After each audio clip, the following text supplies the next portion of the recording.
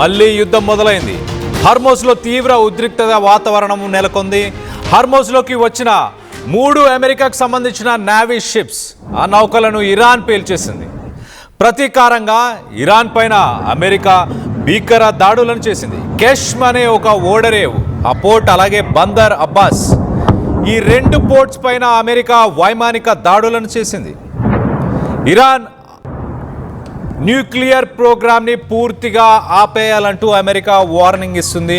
1 page ప్రపోజల్ని ఇరాన్కి ఇచ్చింది. అతి తొందరలోనే ఇరాన్ దీన్ని యాక్సెప్ట్ చేస్తుందని మేము భావిస్తున్నామంటూ ట్రంప్ చెప్పుకొస్తున్నాడు.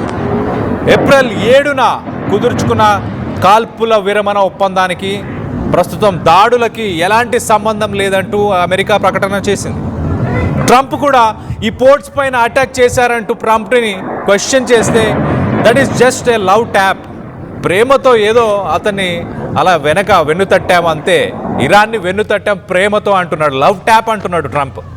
పరస్పర దాడులతో మరోసారి హై టెన్షన్ వాతావరణం నెలకొంది. ఇరు దేశాలు సీజ్ ఫైర్ అమలులోనే ఉన్నాయంటున్నాయి, కానీ పరస్పర దాడులు అయితే జరుగుతున్నాయి. స్ట్రెయిట్ ఆఫ్ హార్మోజ్లోకి అమెరికన్ నేవీ షిప్స్ వచ్చినా, అమెరికన్ వెజల్స్ వచ్చినా, ఆయిల్ ట్యాంకర్స్ వచ్చినా, కమర్షియల్ షిప్స్ ఏ వచ్చినా కూడా ఇరాన్ అటాక్ చేస్తుంది. స్ట్రెయిట్ ఆఫ్ హార్మోజ్ నుంచి ఇరాన్కి సంబంధించిన ఆయిల్ ట్యాంకర్స్, కమర్షియల్ షిప్స్ ఏవి బయటికి వస్తున్నా కూడా వాటిని అమెరికా టార్గెట్ చేస్తుంది. అమెరికాతో ఇరాన్ చర్చలకు వస్తుందా లేదా? ఒక పక్కన దాడులు కొనసాగిస్తుంది, సో కొనసాగిస్తూనే ప్రపోజల్ని యాక్సెప్ట్ చేయాలంటూ అమెరికా చెప్పుకొస్తుంది. మరోవైపు హార్మోజ్ని తెరిచేందుకు అమెరికా, ఇరాన్ ఈ రెండిటి మధ్య ఒప్పందం కుదిరింది అంటూ వార్తలు వస్తున్నాయి. జరిగే సంఘటనలు ఒక్కసారి చూస్తే దానికి ఆ వార్తలకి ఎలాంటి సంబంధం లేనట్టు తెలుస్తుంది. మనం విజువల్స్లో చూడొచ్చు. ఒక్కసారి ఆ విజువల్స్ని, ఆ దాడులకు సంబంధించిన విజువల్స్ని ఒక్కసారి చూసే ప్రయత్నం చేద్దాం.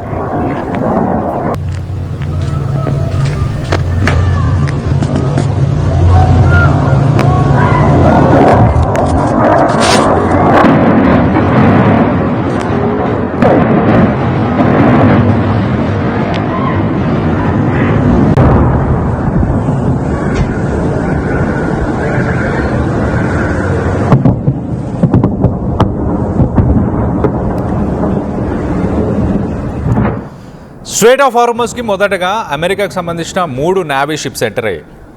అమెరికాకి సంబంధించిన నేవీ షిప్స్ రాగానే ఒక 10 ఇరాన్కి సంబంధించిన స్పీడ్ బోట్స్, మన ఇమేజెస్లో చూసాం, ఆ షిప్స్ని, వెసల్స్ని, ఆయిల్ ట్యాంకర్స్ని ఆపడానికి కూడా ఈ స్పీడ్ బోట్స్ని యూజ్ చేస్తారు. పెద్దగా అవి సైజులో పెద్దగా ఏమి ఉండవు, కానీ చాలా స్పీడ్గా వెళ్తాయి, ఫాస్ట్గా వెళ్తాయి. ఎలాంటి షిప్స్ స్ట్రెయిట్ ఆఫ్ హార్మోజ్లోకి వచ్చినా వాటిని ఇమీడియట్గా ఆపడానికి Iran forces, Islamic revolutionary guard ఈ షిప్స్ని యూజ్ చేస్తుంది. ఆ స్పీడ్ బోట్స్ ఇమీడియట్గా ఈ నేవీ షిప్స్ దగ్గరికి వెళ్ళి అటాక్ చేయడం స్టార్ట్ చేసేసాయి. ఈ అటాక్స్ని వెంటనే అమెరికా ఏం చేసింది, తన దగ్గర ఉన్న ఎయిర్ ఫోర్స్ని యాక్టివేట్ చేసి ఇరాన్లో ఉన్న ఈ 2 పోర్ట్స్ని, బందర్ అబ్బాస్, కెష్, ఈ 2 పోర్ట్స్ని ఇమీడియట్గా అక్కడున్న ట్యాంకర్స్ని, అక్కడున్న ఇన్ఫ్రాస్ట్రక్చర్ని అమెరికా దాడుల్లో వాటిని నాశనం చేసే ప్రయత్నం చేసింది. మరోపక్కన ట్రంప్ ఏమంటున్నాడు, మేము ఒక 1 పేజ్ ప్రపోజల్ ఇచ్చాము ఇరాన్కి, ఆ న్యూక్లియర్ ప్రోగ్రామ్ మొత్తాన్ని డిజాల్వ్ చేయాలి, వాళ్ళ దగ్గర ఉన్న 440 కిలోల యురేనియం, ప్యూరిఫైడ్ యురేనియం ఏదైతే 60% ప్యూరిఫికేషన్ చేసిన యురేనియం ఏదైతే ఉందో అదంతా తిరిగి ఇంటర్నేషనల్ అటమిక్ ఎనర్జీ ఏజెన్సీకి ఇచ్చేయాలి. వాటికి ఇచ్చేసి దాని తర్వాత లేకపోతే రష్యాకి పంపించండి, ఇంకెక్కడికైనా పంపించండి, కానీ మీ దగ్గర ఉండకూడదు. మీరు అణుబాంబుని, అంటే ఒక న్యూక్లియర్ బాంబుని తయారు చేసే సామర్థ్యం మీ దగ్గర ఉంది, ఖచ్చితంగా యురేనియంని ఇచ్చేయాలి అంటూ ఆ ప్రపోజల్ని తీసుకొచ్చామంటూ ట్రంప్ చెప్తున్నాడు. ఆ ప్రపోజల్ని యాక్సెప్ట్ చేస్తుంది ఇరాన్, వచ్చే కొన్ని రోజుల్లోనే ఖచ్చితంగా యాక్సెప్ట్ చేస్తుందన్న నమ్మకం నాకుంది అంటూ ట్రంప్ కూడా మాట్లాడుకొస్తున్నాడు. మరి పోర్ట్స్ పైన సీజ్ ఫైర్ ఉన్న సమయంలో పోర్ట్స్ పైన ఎందుకు అటాక్ జరిగింది, ఆ అటాక్కి సంబంధించి మీరేమంటారు అంటూ ట్రంప్ని క్వశ్చన్ చేస్తే ట్రంప్ చాలా క్లియర్గా ప్రేమతో వెన్ను తట్టాం అంతే, అది ఇరాన్ని ఒక love tap, it is a love tap to Tehran అంటున్నాడు అంతే తప్పించి సీజ్ ఫైర్ అమల్లోనే ఉందంటున్నాడు. మరి సీజ్ ఫైర్ అమలు చేస్తూ కొనసాగిస్తూనే యుద్ధం మళ్ళీ మొదలైందనుకోవాలా? Yes, exactly. ఆ విజువల్లో కనిపిస్తున్న బోట్సే స్పీడ్ బోట్స్ అని చెప్పొచ్చు. చాలా ఫాస్ట్గా వెళ్తుంటాయి ఆ బోట్స్. ఆ బోట్స్తోనే ప్రస్తుతానికి అమెరికన్ నేవీ షిప్స్ని అటాక్ చేశారు.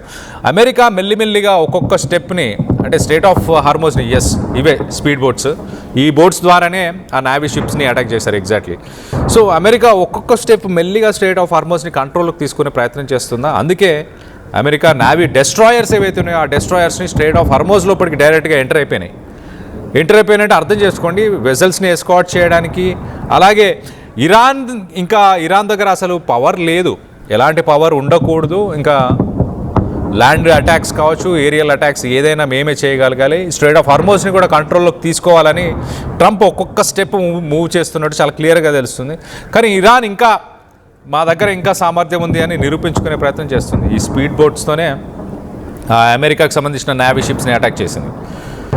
ఈ స్పీడ్ బోట్స్ ఉన్నాయి, దాని దగ్గర మనందరికీ తెలుసు కింద మైన్స్ ఉన్నాయి, అండర్ గ్రౌండ్ మైన్స్ ఉన్నాయి, సీ మైన్స్ ఉన్నాయి, డ్రోన్స్ ఉన్నాయి, లాంగ్ రేంజ్ మిసైల్స్ ఉన్నాయి. ఫతే 3 ఉంది, ఫతే 2 ఉంది. లాంగ్ రేంజ్ మిసైల్స్ ఉన్నాయి. నిన్న మొన్న United Arab Emirates, Oman, Qatar, ఈ కువైట్ ఈ కంట్రీస్ పైన ఇరాన్ విరుచుకుపడింది. అక్కడ ఉన్న ఇన్ఫ్రాస్ట్రక్చర్ని డ్యామేజ్ చేసింది. ప్రపంచ దేశాలకి ఒక సేఫ్ హ్యావెన్ అంటూ, గల్ఫ్ కంట్రీస్ ఒక సేఫ్ ఇన్వెస్ట్మెంట్ ప్లేస్ అంటూ గల్ఫ్ కంట్రీస్ ఏదైతే ప్రొజెక్ట్ చేసుకున్నదో, ఒక బ్రాండ్ ఇమేజ్ని బిల్డ్ చేసుకున్నదో వాటిని ఇరాన్ కుప్పకూల్చేసింది. 1974లో కిస్సింగర్ అలాగే సౌదీ అరేబియా చేసుకున్న ఒక డీల్ ప్రకారం, ఒక ఒప్పందం, వర్బల్గా అది మాట్లాడుకున్న ఒప్పందం అని చెప్పుకోవచ్చు. ఆ ఒప్పందం ప్రకారం ప్రపంచ దేశాలు ఎవరు పెట్రోల్ కొనాలన్నా, మీరు పెట్రోల్ అమ్మాలనుకున్నా సౌదీ అరేబియాకి ఏం చెప్పారు అంటే చాలా క్లియర్గా, అమెరికా స్టేట్ సెక్రటరీ కిస్సింగర్, పెట్రోల్ని, చమురుని మీరు ఓన్లీ డాలర్స్లోనే అమ్మాలి అని. సో వెంటనే ప్రపంచ దేశాలు ఇమీడియట్గా ఏం చేశాయి, అమెరికా దగ్గర డాలర్స్ని ఎక్స్చేంజ్ చేసుకున్నాయి, డాలర్స్ని తీసుకొచ్చుకొని బ్యాంకుల్లో పెట్టుకున్నాయి.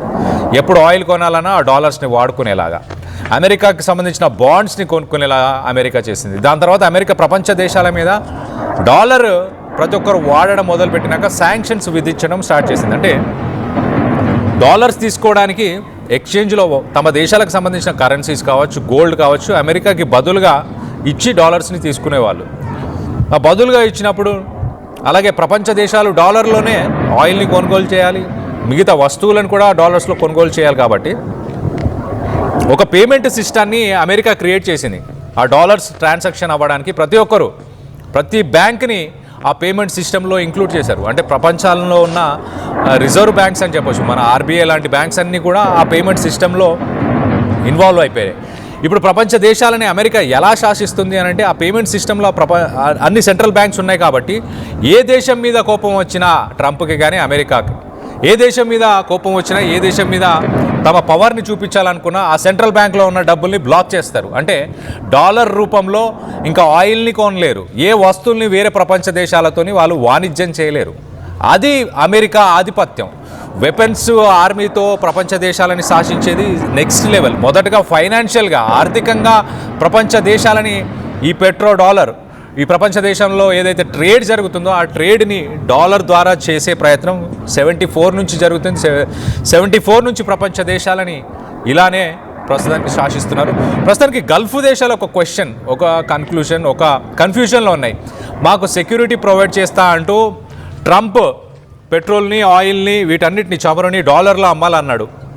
1974 నుంచి అమెరికా ఈ అగ్రిమెంట్లో ఉంది.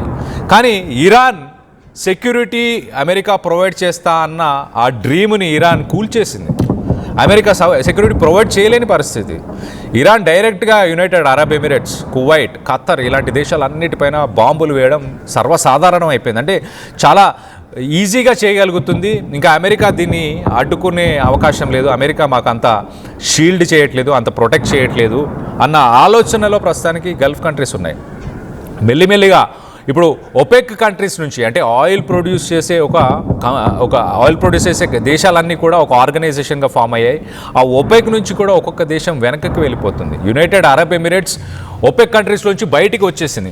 ఆ ఒపెక్ కంట్రీస్ ఏం చేస్తాయంటే, ప్రపంచ దేశంలో ఉన్న ఆయిల్ ప్రొడ్యూస్ చేసే కంపెనీస్ దేశాలన్నీ కలిసి, ఇదిగో ఈ సంవత్సరం ఇంత ఆయిల్ మాత్రమే ప్రొడ్యూస్ చేయాలి, ఎందుకంటే ఎక్కువ చేస్తే తక్కువ ధరకే అమ్ముడుపోతుంది ఆయిల్, కాబట్టి దాన్ని లిమిటెడ్గానే మనము ప్రొడ్యూస్ చేస్తే దాని ధరని నియంత్రించవచ్చు. ప్రపంచ దేశంలో ఆయిల్ ధరల్ని ఈ ఒపెక్ దేశాలు నియంత్రిస్తుంటాయి. దీంట్లో రష్యా ఉంది, గల్ఫ్ కంట్రీస్ ఉన్నాయి, మిగతా ఆయిల్ ప్రొడ్యూసింగ్ కంట్రీస్ అన్నీ కూడా ఉన్నాయి. సో ఈ పరిణామాలు ఎలా చోటు చేసుకుంటున్నాయంటే, రానున్న రోజుల్లో ట్రంప్ని, అంటే అమెరికన్ ప్రభుత్వాన్ని పక్కన పెట్టాలి, అట్ ద సేమ్ టైం డాలర్ని కూడా, డాలర్లో ఏదైతే వాణిజ్యం అవుతుందో, ఏదైతే ట్రేడ్ జరుగుతుందో ఆ డాలర్ని కూడా పక్కన పెట్టే రోజులు ఖచ్చితంగా వస్తాయి. ఆల్రెడీ ఇరాన్ ప్రపంచ దేశాలతో, ఇరాన్ వాణిజ్యం ఇప్పుడు చైనాతో చేస్తున్న ట్రేడ్లో ఇరాన్ చైనా కరెన్సీ యువాన్ని వాడుతుంది. అలాగే గల్ఫ్ కంట్రీస్లో కూడా చైనా చేసే బిజినెస్ని యువాన్లో అంటే చైనీస్ కరెన్సీని ముందుకు తీసుకొచ్చే ప్రయత్నం చేస్తుంది. డాలర్ని పక్కన పెడదామన్న ఉద్దేశం బ్రిక్స్ కంట్రీస్కి కూడా ఉంది.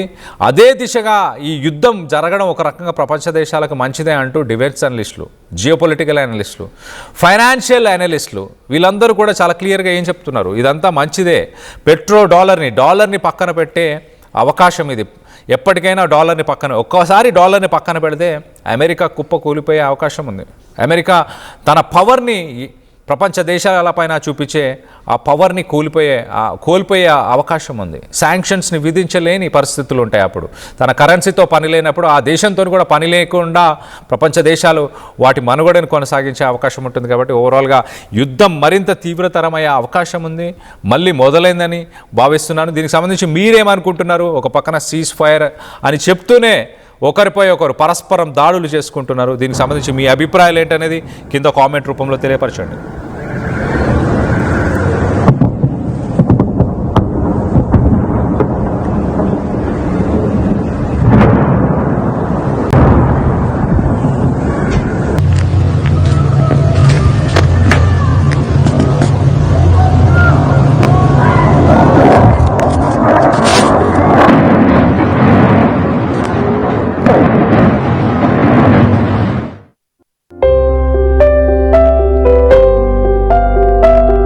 చిన్న చిన్న ఆనందాలు 35 ఏళ్లుగా నా జీవితంలో లేవు.